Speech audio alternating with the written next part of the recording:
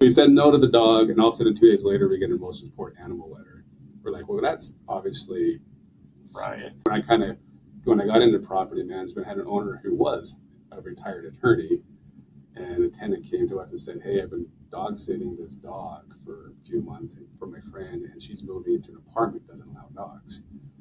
And we said, okay. She goes, can we keep it? And I asked the owner, which is interesting. He allowed dogs 25 pounds and under, but this was a golden retriever. It was about 40 pounds. And he said no. So I found it interesting that he allowed pets, but not big pets. So he said no to the dog. And all of a sudden 2 days later, we get a most important animal letter.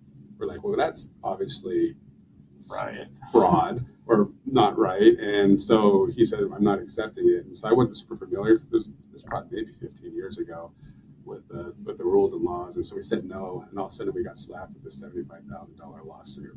Wow. So and even our attorney's like, well, we know this is all bogus. This is not a legitimate letter, but our housing usually likes to make an example out of people rather than what's the truth. So she later dropped the most important, just to put a conclusion to it, because she wanted to renew her lease. We're like, we're not going to renew your lease if you're suing us. And she dropped the case to be able to renew the lease. So that was my big eye-opening going, well, it was obviously very shady what she was doing. Right.